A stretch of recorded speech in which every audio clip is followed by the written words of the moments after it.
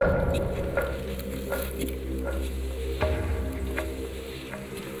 really just looking for a needle in a haystack here. We're looking for a couple of small little pea-sized grubs so you can make poison for your arrow.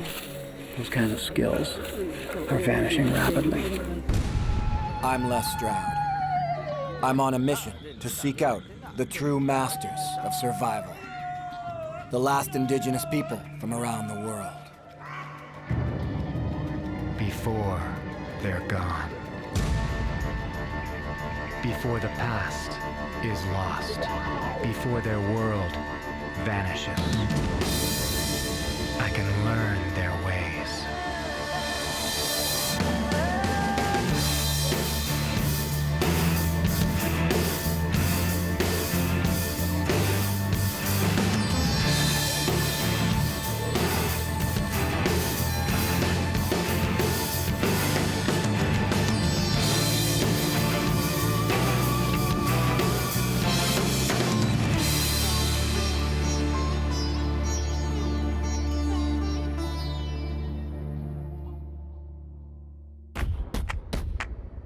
The Kalahari Desert is 900,000 kilometers wide, sprawling through Botswana, South Africa, and Namibia.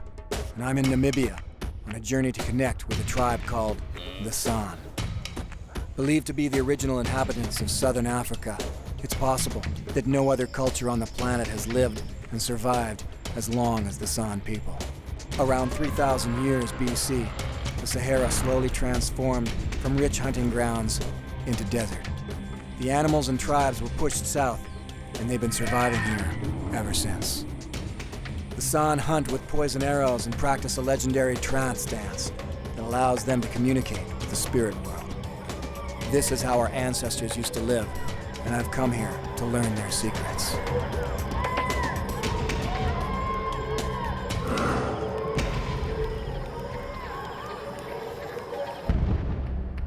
To get to the San, I'll travel 2 days overland through the vastness and beauty that is Namibia. Once free to roam the desert, the San's allotted hunting grounds have steadily shrunk due to new land ownership laws and cattle ranching. Their communities have been pushed into the furthest reaches of the Kalahari. It's important that I get a good feel for the land, or rather, the sand, that the Bushmen of the Kalahari once called home. These magnificent dunes border the areas and the lives of the San, and inspired their souls as much as they would or should our own.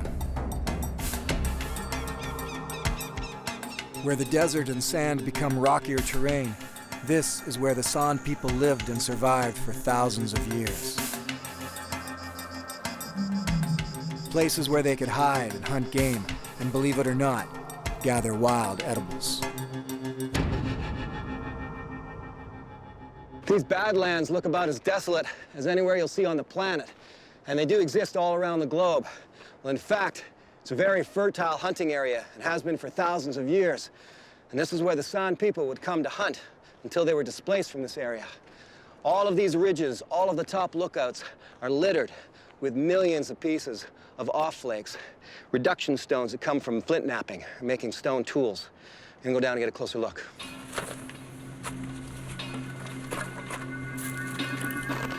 This is a lot harder walking than it looks from a distance. The ground's actually very rocky, very pebbly. A lot of slipping. Imagine the San spend their whole lives walking this in bare feet. Yeah, so here it is here. Check this out. These are the places where the San would come and hide out in the shade. There's not a lot of shade in the desert. So when you find overhangs like this, it's a perfect opportunity place when the sun is unbearable just to hang out and keep your body temperature down. Small family groups would come and live in these caves. And of course, you can see out over the whole valley. You can watch game move, know where you've got to go hunting. They would come here in very small groups, 1 to maybe 10 people, and survive.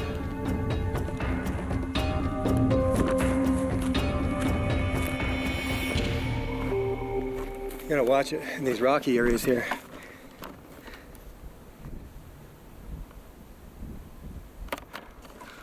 Real serious hangout area for black mamas. Keep your eyes open. Ah, I see. A spot like this where you start to see the sand worn down. Usually means animal activity.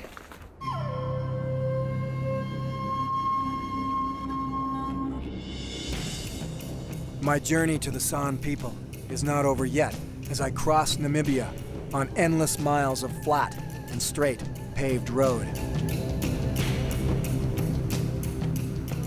leading to dirt road, leading to trail, leading me eventually to the San people themselves.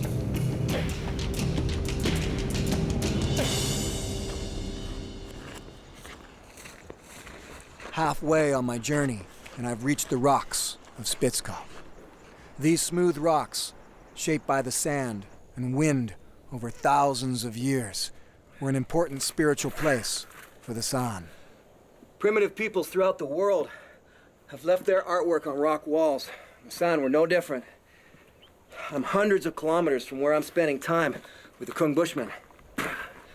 And yet the evidence of them having lived here is all over these rock walls. Now, I always get in a debate as to why paintings are put where they are.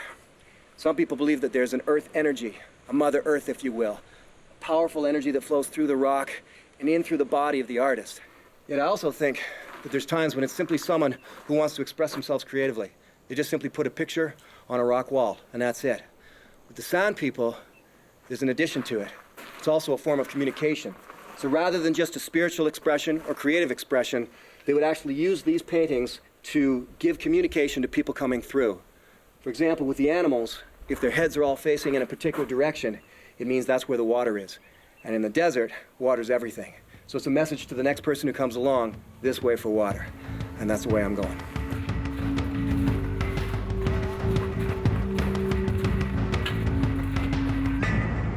This one here is actually an expression of the trance dance. It's like an out-of-body experience.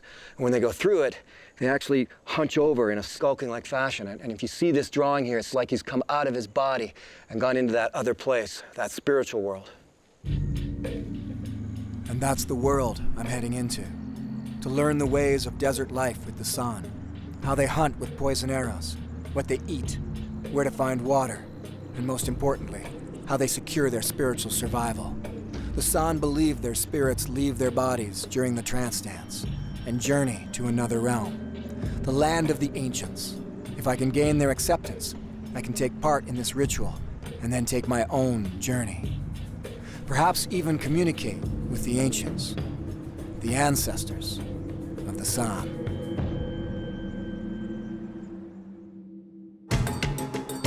Two days of overland travel, and I finally make it to a place whose name I can't even pronounce.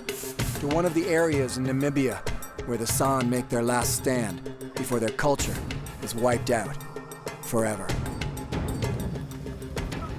We're going to settle in a little bit here now. I'm going to get my stuff settled into my hut. And then we're going to share hunting stories around the fire tonight. Get us all ready for tomorrow.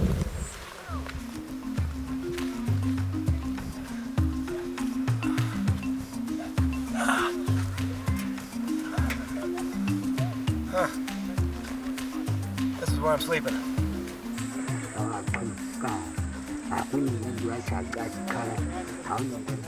Without effort or question, the San welcome me into their village. There's an ease amongst the Bushmen, and the first lesson of survival is strength as a community. The women and men work together well. A symbiotic give and take exists between the tribe and their otherwise most unwelcoming environment.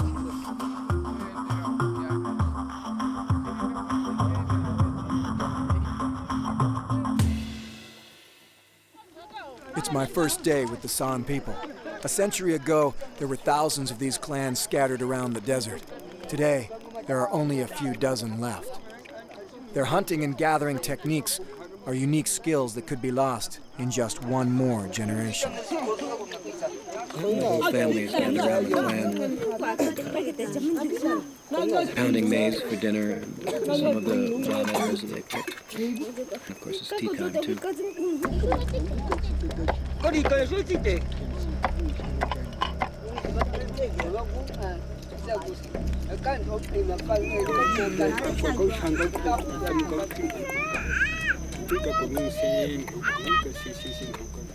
The San gather in the night to tell stories and discuss what I'll be allowed to do with them. A debate breaks out. The older men are worried that hunting with the poison arrows will be too dangerous for me.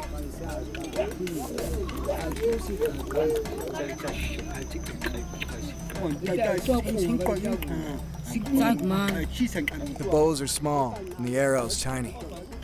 Perhaps the smallest in the world. But the poison they coat the tips with is incredibly powerful. Enough to kill. Tomorrow, I'll learn a skill that few, if any, outsiders have ever been shown. How and what to gather to combine the natural ingredients and make poison. I'm in Namibia, Africa, and living with what is perhaps the oldest culture known to man. The Son Bushman of the Kalahari. Before we head out on a hunt with bows and arrows, I'm lucky to be here on the one day of the year where they raid honey from a beehive deep in a baobab tree. The village has been keeping an eye on the bees to know when it's the right time to harvest the honey, and it's my complete luck that it happens to be today. Heading out on foot means venturing into a harsh landscape that's changed little since the dawn of mankind. We're getting a little excited this morning. We've got fresh elephant scat on the trail on the way to the honey hunting. Dung from the powerful Namibian elephant, once it dries, is essentially a big ball of dried plant matter. It's the perfect bundle of tinder. It'll smolder for a long time, producing a lot of smoke. When the bees sense smoke, they automatically assume a grass or forest fire has begun. Their instinctual reaction is to return to the hive and cluster in tight and wait it out. This duck and hide response takes their focus away from protecting the hive, allowing a hand to reach in for honeycomb without worry of being swarmed and stung.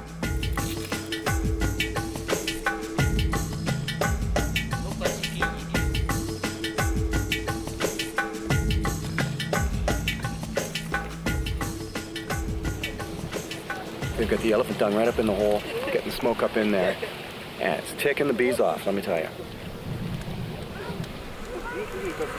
You can hear them. Man, you can hear them working up a buzz.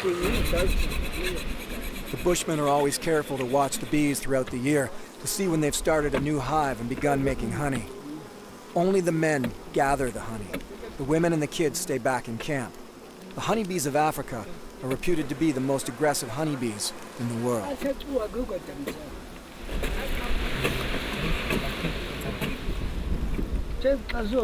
The intensity just keeps picking up. More and more bees coming out all the time. They're just trying to make a bigger hole there, and as soon as they do, you put the smoker back in there and calm the bees down. The poison in 1,000 bee stings is enough to kill a person, and there could easily be 40,000 bees in this hive. Modern professional beekeepers wear masks and full body protection, but these tribes have figured out how to deal with the fear and the danger, and their reward is a high-energy meal.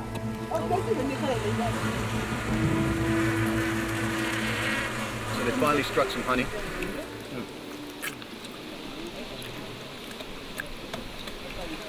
That's a lot of work to get into the tree like that. Like I said, they only do this once a year.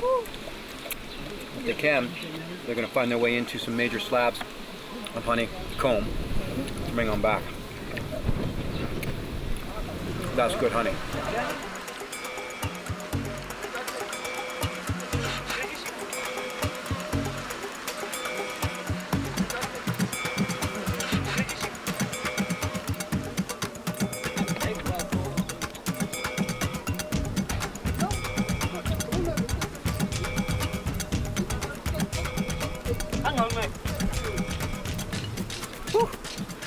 Now that's the honeycomb. Yes, this guy after. With a chance to do this only a few times a year with the hives that exist around the village, everyone takes a turn at reaching for the sweet bounty. You can see the enjoyment on their faces. Well worth the work of the digging in. We've got bees landing all over us. A couple of stings here and there, but nothing too bad.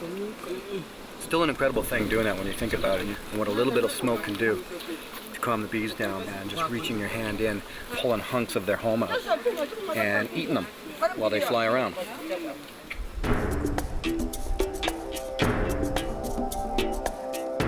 To my surprise, everything is eaten, and nothing is taken back to the village to share with the women and children. I'm never really told why. With the honey hunt complete, it's time to head out for more substantial food. But first, the group splits. A few of us head out to find the magic ingredient to make poison for arrows. A tiny grub that lives a foot or two under the hot and hard-packed desert ground. We scan and travel through the scrub brush environment, looking for a handful of small bushes where the grub prefers to live. And I notice that no teenagers join us on the mission. No younger San are here to learn the skill. So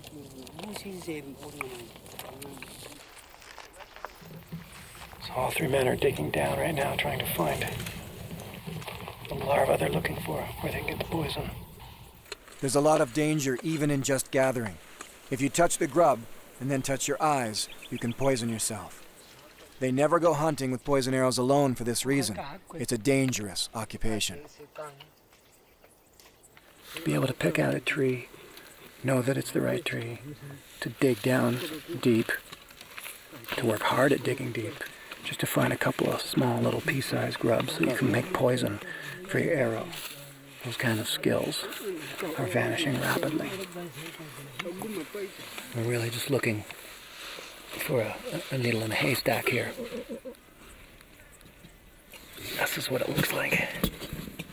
And then inside it is a grub. Some elements of the poison are not poisonous at all on their own. And in fact, one is even edible. It's the other part of the poison mixture for the poison-tipped arrows, this wild asparagus. They mix that with the grub that they found. It's the acacia tree. He's getting some of the bark. Mix the bark, the wild asparagus, and the grub together, and they have the poison for the tip of their arrows.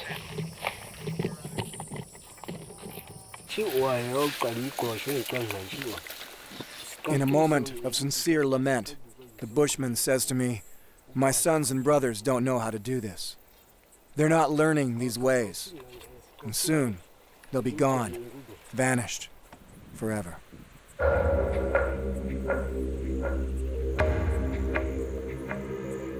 The nuances of surviving on the land are many, and although these modern-day San are experts, the true masters were their ancestors.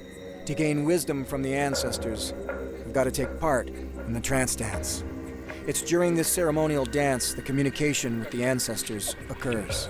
The San believe it's this spiritual connection that has ensured their survival for so many generations.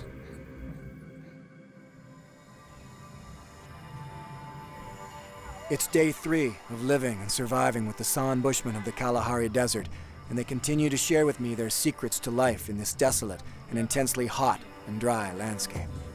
But just who would have taught them how to make poison from this environment? How to mix various natural ingredients into a lethal and toxic substance? One man tells me we've just always known, and another one says it was the ancients. Our great dead relatives tell us during the trance dance what plants to pick, what time of year to pick them, where to find them. These and other answers to surviving in the Kalahari are taught to them through this legendary ceremony of spiritual importance. This day, in this location, it's a matter of combining 4 or 5 ingredients, including the guts from a grub, a leaf, and a few roots to make the perfect lethal concoction that we can put on arrows and use to bring down large game with a simple prick of their hide. In a practical sense, these recipes have been handed down from father to son for generations.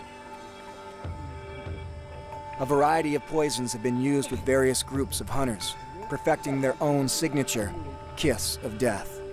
Toxins won't work unless they enter the mammal's bloodstream, but if it does, the poison destroys red blood cells, preventing the animal's ability to carry oxygen from its lungs to the rest of its body.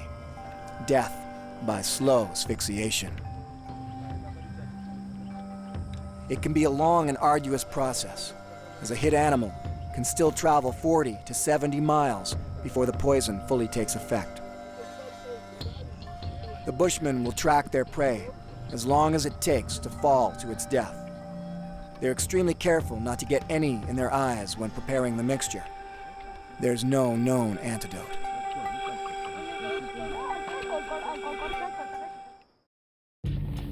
So we're finally heading out. We were going to head out early, but instead we're getting out pretty late for a hunt. But doesn't seem to matter. That's what their agenda is today, so off we go. It's an intense experience to follow along with the Bushman hunters, watching how they walk, where they look, what they concentrate on, when they're quiet and when they're noisy. All the elements of masterful hunting come together in the methods these Bushmen employ to seek out game.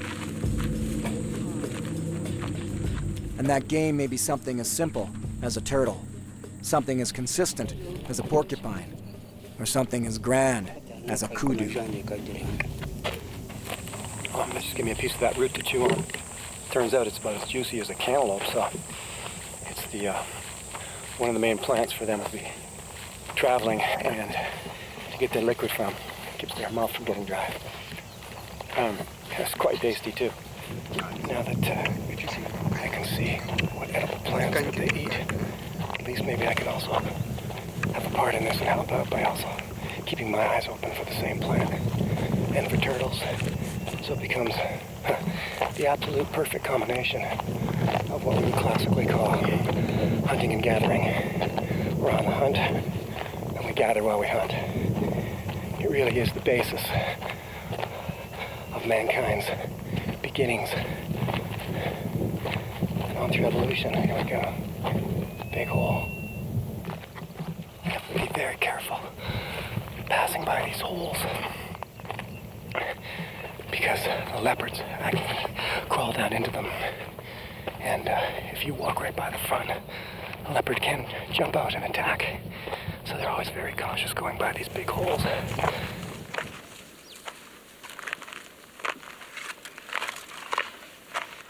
It's a shame that they're reduced to, well, compared to where they once roamed, a very, very small area. It makes their traditional lifestyle difficult. But it's so important not to lose it.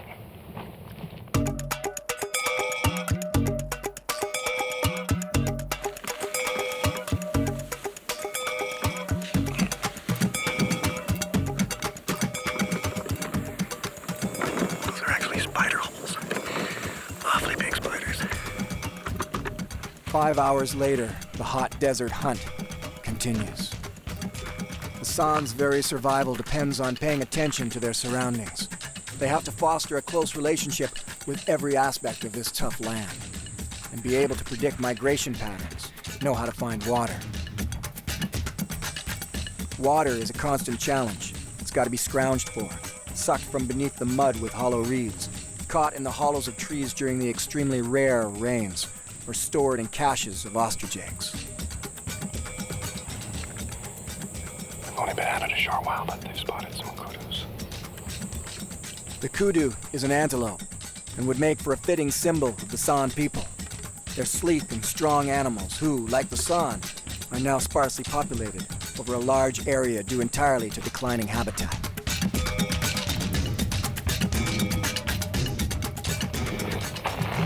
Okay, so far they've seen steenbok and kudus, but I'm not sure what the problem is, but I'm guessing that we've been spotted by them, and so they keep moving on. Either that or we're doing one massive elaborate circle to come up and around and downwind of the animals.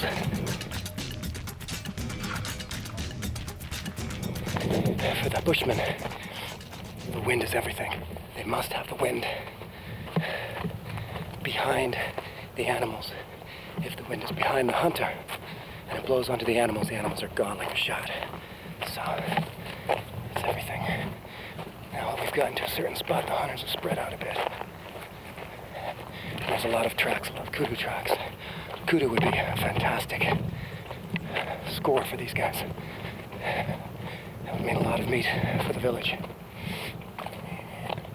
Keep keeping up with them is like it's like being in an adventure race. It's just constant moving, go straight, and then they only stop when they think they've seen something. So I think they see something up here. Porcupine is a key survival food source for the San, and the ones here are twice as big as the porcupines of North America. Porcupine. Their long, sharp quills make them a dangerous prey when you get in close. The only way to catch them is to get in close and use a short spear, thereby saving the poison arrows for larger, faster game. So the whole time is spent looking at the tracks on the ground, since they're pretty fresh for porcupines, so scanning the whole area to see if they can follow the tracks till they end up to a spot where the hole is, where the porcupine will be. Hunting a porcupine can be risky. Dozens of foot-long quills can penetrate deep into a hunter's flesh and lead to infection. And out here in the desert, any infection can be fatal. At this point, I'm every bit as much a part of the hunt as the others. We're spread right out so that we can track down this porcupine while we're watching for anything else we see along the way.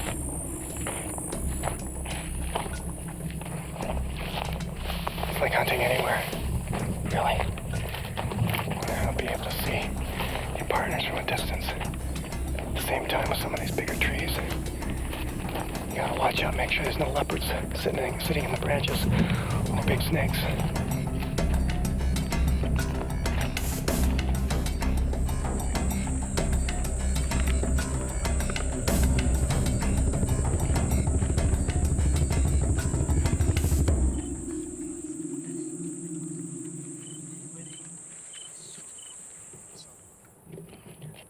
So we're at the held up the porcupine hole. One guy's gone down in deep, and he's digging out. The other guy's waiting at the other end of the hole. Hopefully he'll scare the porcupines through. And he'll be able to spear them as they come up. There's 2 big fat porcupines down there. And that's a lot of meat. After a few hours of tracking, all of the trails lead to a few large holes in the ground. One of the hunters actually crawls into the deep hole under the ground to chase the porcupines out the other end for myself and another hunter to spear. It's a dangerous way to hunt. These tunnels can cave in on top of the hunter, and there are no shovels to dig anyone out. At the edge of a porcupine hole, hours of walking boil down to mere seconds of action. Now every action is instinctual. The kill must be made. Survival for the Bushmen of the Kalahari comes down to this one moment.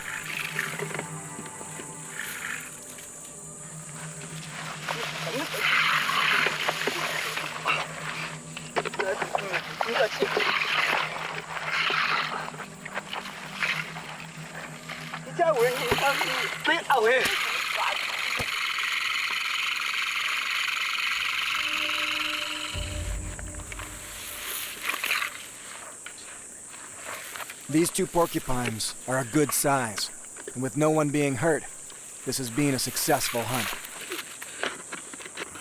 That's well worth the hunt. 2 large porcupines. 2 in one hole is obviously a good deal. And the village is going to be pretty happy about this, so. Most often, this village eats only once a day, and it's usually something meager, such as rice they receive from the neighboring, more civilized small towns. But they would much rather feed themselves with substantial game. And although this is not large game, the 2 porcupines feed the entire village tonight with a lot of meat and fat. And for the San, it's a feast.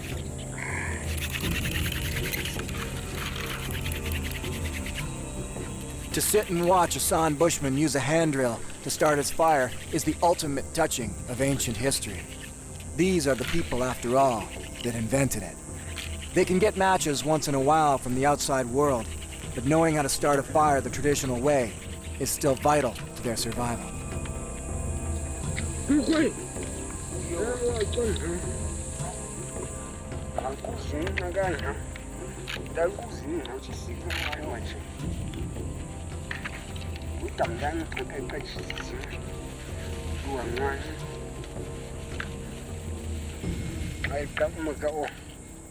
Using his language of consonants, vowels, and clicks and pops, the hunter speaks out basic instructions for help.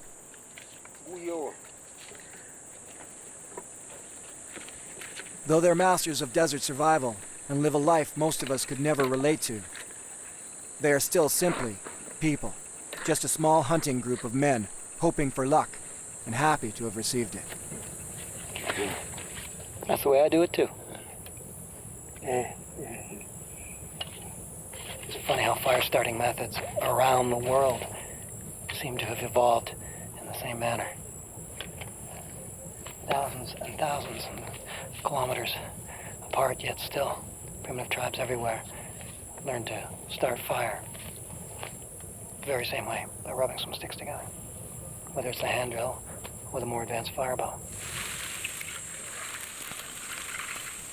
Charring the porcupine's outer layer allows for the San to remove dangerous disease-harboring ticks and sharp quills to safely get the most meat possible. That's the best way to get the quills out. Just drop the animal on the fire, burn off all the quills, and then you can pop them out real easy. Otherwise it'd be pretty tough. So that's the best way to do it. One of the great rewards of hunting around the world is having an immediate meal right on the spot. The skin and fat, though a bit grisly, is very high and rich in energy. And who knows when the last time these men have had such a meal.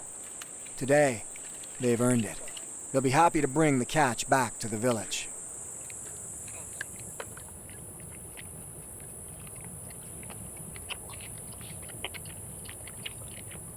Chewy. Looks like it's pure fat.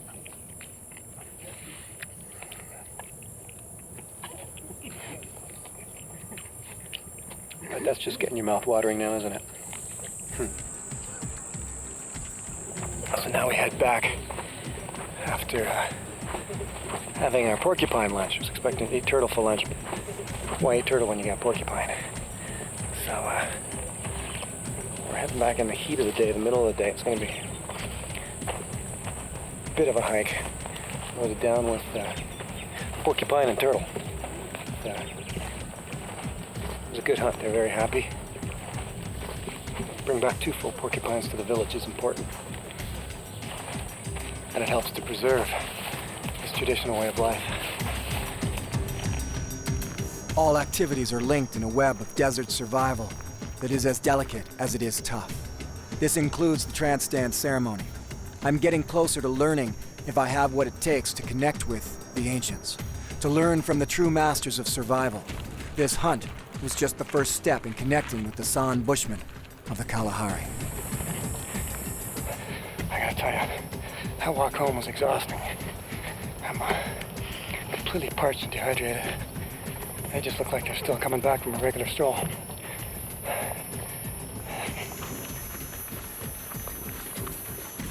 You know, when the San Bushmen talk about their forefathers and about how the very, very, very first person, all the way back to the beginning, passed the knowledge down to them now. They may very well be speaking about the actual very first person, without even knowing it.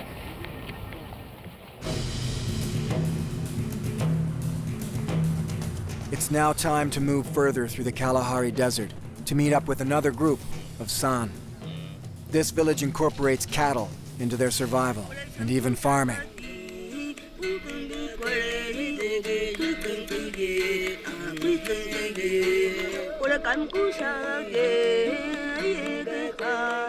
The air and the atmosphere is more tense. They're not just focused on hunting and gathering here. This group is different.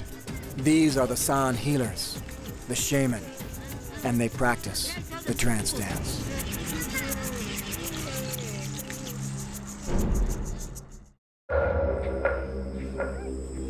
For a week now, I've been in the Kalahari Desert, surviving and learning from the San people.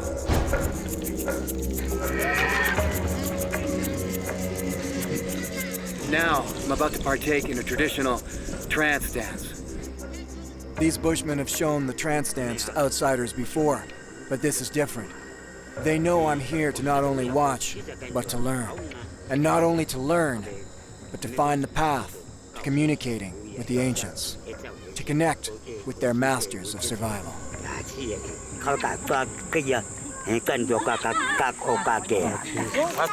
So far, so good. Looks like they've accepted my words that I come here with respect, and that I come here honoring them, and that I want to learn and share in what they do to try to understand their culture better by being part of a trance dance. So we begin. The trance serves as a direct communication to the spirit world. The San believe their souls journey through space and time to the world of the ancients to give them insight and wisdom for survival. Modern man has lost his ability to talk to the spirit world. The San's devotion to the trance dance can lead me back. They say the ancients are willing to talk, if I am willing to dance. The purpose of the trance is to gain insight and healing by journeying into the spirit world and connecting with the ancients, the true masters of survival. It's also known as half-death. The spirit of the dancer actually departs on a visionary journey to acquire knowledge. All I have to do is remain open. They'll go into the trance, and they'll work hard to put the spirits into me that'll keep me strong.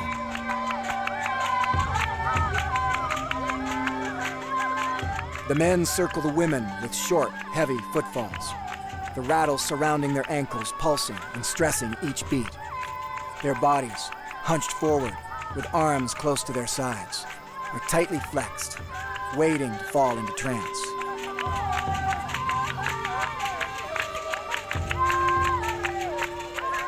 It's the women singing and clapping that brings them to a frenzy, so hot that they describe an energy boiling up their spinal columns and into their heads. As this spirit rises, it overcomes them, and they lose themselves to the trance.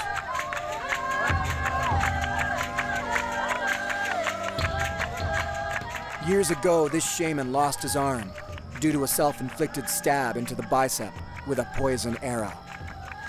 He was distraught over having beaten up one of the village members, and he wanted to punish himself.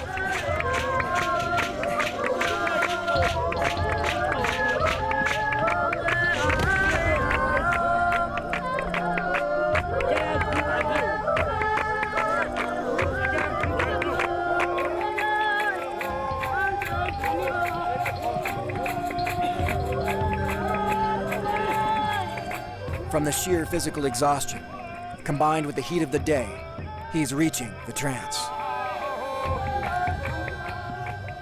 At this time, a man's body is indestructible. He can walk through fire, rub hot coals against his body. Shaking, he finally falls into the comatose state known as half-death. The other shaman explained to me that this is his actual first full trance after years of trying. Perhaps it was an outsider's presence, perhaps just the heat of the day, but he's finally reached something he's been trying for his entire life. He was a shaman in training until this day. He's now reached full shaman status.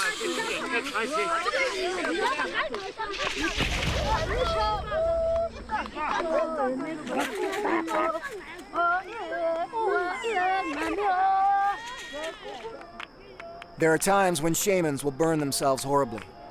They describe seeing themselves walking through the sky, their bodies left as empty vessels, impervious to the pain.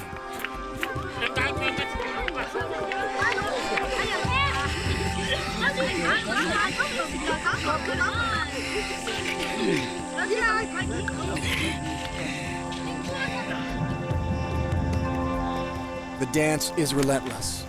I'm feeling only the pain of exhaustion. The heat in this desert is intense. For hours and hours it goes on, right into the night, where it's one foot after the other, circling for hours without end. No distraction from the trance.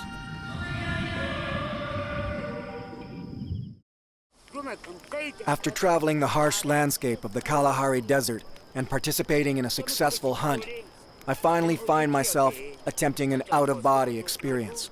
through the powerful Son Bushman ceremony known as the trance dance. The healers have reminded me over and over again that I may not be strong enough to keep up the pace.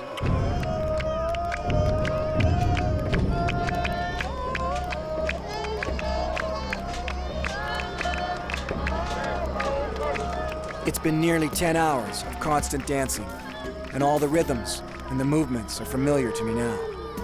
I'm not trancing, but I am lost in the rhythm, in the heat, in the sweat, in the eerie singing. And the women never stop. Their endurance is nearly inhuman.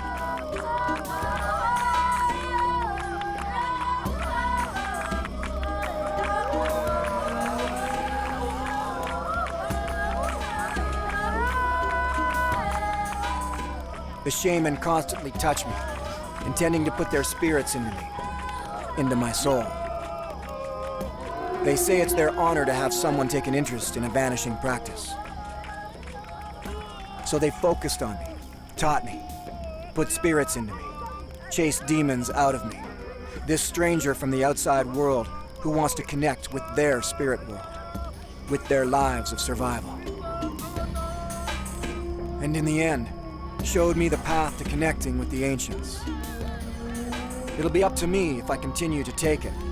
It'll be up to me if I utilize their teaching in my own world. The wisdom of the ancients knows no political or geographical boundary. The ancients are always there, ready to be accessed, ready to impart knowledge, but only if I seek them out. The men are connecting to what they consider to be the spirit world, to appease the spirits. Where do they need to hunt? Where can they find water? How can they survive?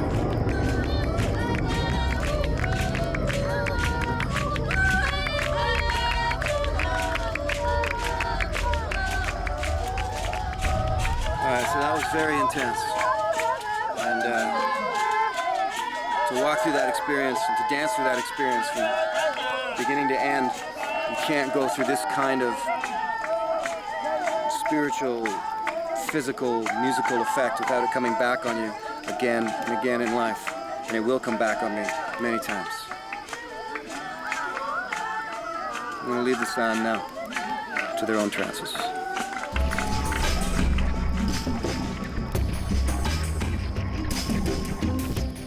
Crossing the sands of time, I've walked in the footsteps of ghosts of the past, circling the fires of what may be the last generation of San shamans. Never has it been more important to learn the ways of indigenous survival than it is now. Before they disappear through assimilation and are lost to humankind forever. I fear for the loss of this ancient wisdom, a vanishing world of spirit and connectedness that goes beyond survival.